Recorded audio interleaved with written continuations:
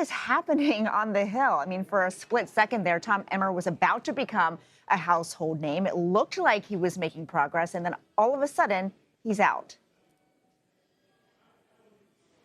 Yeah, I don't know that we know the answer to this. I mean, look, this has been a very chaotic process. We did try to speak with Tom Emmer as he raced out of this hallway behind me. He did not speak at all to reporters when we asked him whether he was in the race or out of the race, but we have subsequently learned from members who were inside the room that he has withdrawn from this race. And this comes down to simply not having the votes, which has been the issue that has plagued just about every other person who has tried and failed to win the gavel. I spoke briefly with Marjorie Taylor Greene of Georgia. I asked her if one of the deciding factors for her was the fact that Tom Emmer actually voted to certify the 2020 election, which many Republicans, including Greene, did not. And she said that did play a factor in her decision to oppose him. At the end of the day, there were about 10 to 20 members who were not backing Emmer. He spent several hours trying to talk to some of them.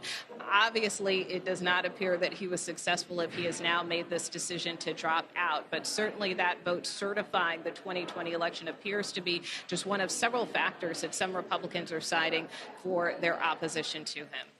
Nicole, certainly related to that, I want to ask you about the Trump factor, because the former president weighed in on Emmer and his just the Majority Leader, Steve Scalise, who was walking by. Obviously, we weren't able to get him to stop. We were trying. But, he has tried to be optimistic about this process and said that, they are trying to work through this. But again, this begs some real questions about the Republican Party. Just last week, I asked Kevin McCarthy, the former speaker who was ousted, who, this started this entire process, if the Republican conference was broken.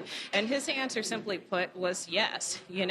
And so I think this really is a moment where Republicans are going to have to do some soul searching here because, as one member put it to us earlier today, they've gone through their top three. They've gone through Steve Scalise, who just walked past me. They have gone through Jim Jordan, who is considered a rising star, one of their top Republicans in the party.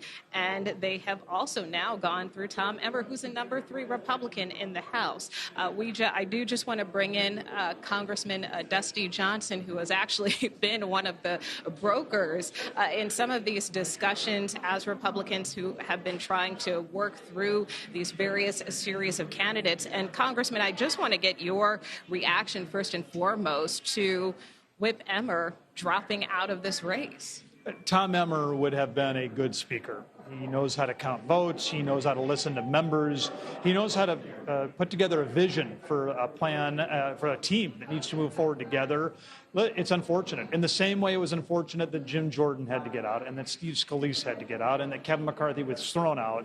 These are all But, sir, this is more than unfortunate. I mean, you don't have a leader and you can't seem to agree on one. Yeah, I mean, I guess you and I can play the semantics game, unfortunate, really unfortunate, terribly unfortunate, tragic. The bottom line is we just have to get a game plan moving forward. I mean, I'm frustrated, as every American should be.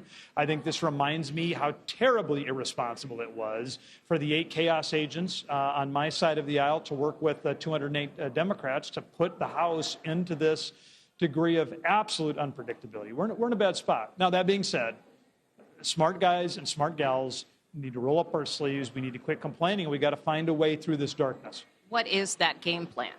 I think we need to remind everybody that until we can come to an agreement, the House is shut down. While the House is shut down, we can't secure the border. We cannot help our friend Israel. We cannot take care of Americans who have needs today. We cannot try to avoid a government shutdown, which is staring us in the face in just a few weeks. We have real work to get done, and unfortunately, too many people in that room are more comfortable saying no. They'd rather win the fight and keep us shut down than find a way forward. And just yesterday, you told me you think the odds of a shutdown come November 17th is increasing based on this situation. Yeah, shutdowns are stupid. They don't save any money. We're $33 trillion in debt. Clearly, we need a fiscal responsibility reset, and I backed a lot of mechanisms to get that done, some of them successfully. Most of the people who want to shut down the government say, oh, we need to do that to save money. It does not save a nickel. It costs us billions. And unfortunately, because Republicans in the House don't have a leader, we don't have a strategy for how to get conservative wins while keeping the government open. In terms of the path forward, I mean, is now the time to maybe revert back to this idea of empowering Speaker Pro Tem Patrick McHenry?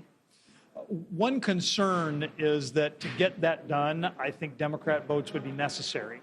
And there's not a lot of trust right now. I mean, this 3 weeks of chaos was done absolutely, first and foremost, by 8 hardline Republicans, some of whom love chaos, but they couldn't have done it on their own.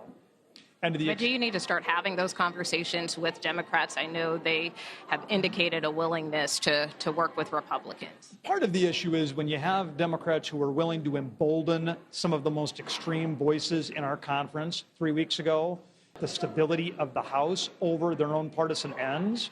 And until there is some trust built there, I think Republicans are going to continue to work to get to 217 votes inside that room. And then just very quickly, yes or no, I know the former president put out a Truth Social post calling Whip Emmer a rhino. Do you think that is ultimately what broke his bid today? When you have 221 Republicans and you have to get 217 votes, any more than 4 members can sink that speakership. And but do you think the former president is to blame in this? I don't know that it could help, right? But, Tom Emmer, he was making some progress. I do think the former President Trump's comments could not have helped. All right. Thank you so much, Congressman Dusty Johnson. Appreciate you for stopping.